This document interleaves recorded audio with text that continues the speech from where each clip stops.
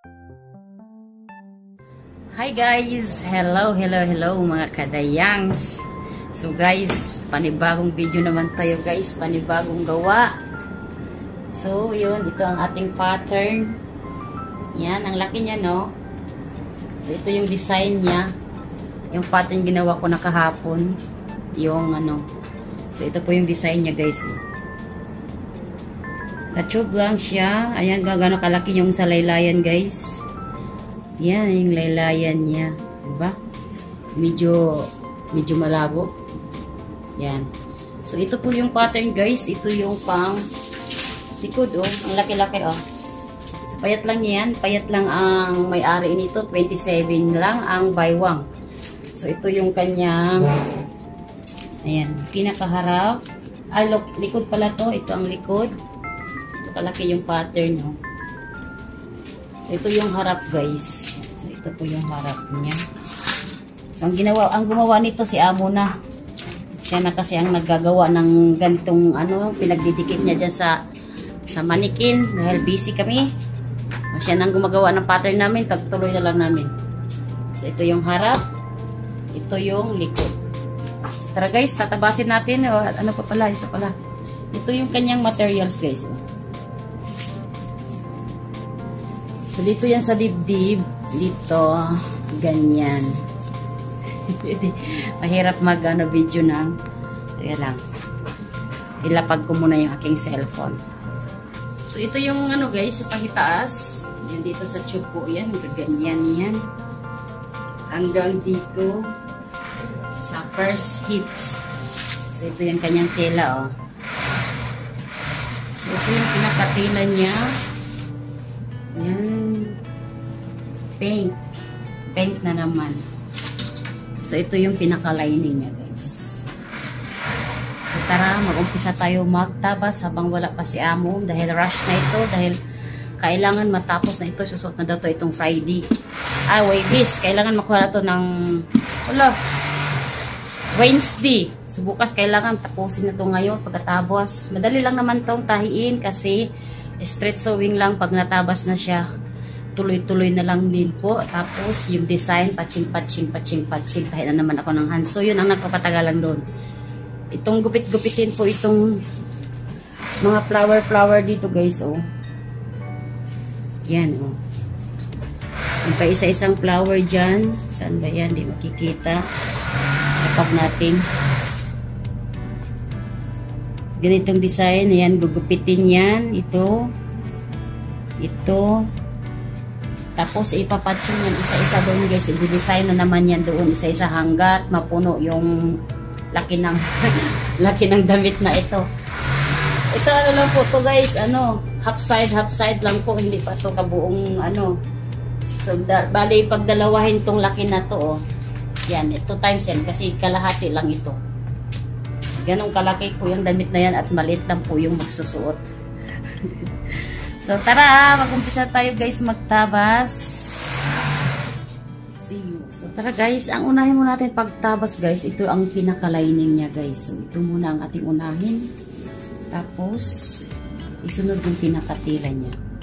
Tapos, huli na po yung pinaka-dantel. Ang tawag dito guys sa Arabic, dantel. Ewan ko sa Pilipinas, anong tawag? Lace? Di kasi ako nasanay sa Pilipinas, kasi dito ako sa Saudi talagang totaling natutong magtahi ng mga gown. Sa Pilipinas hindi mga uniform, doon lang ako sa factory. Ang trabaho ko sa factory guys, piping. Ang hawak ko mga makina ay piping at saka overlock. Yung double needle. So bihira ako naghahawak din ng high speed.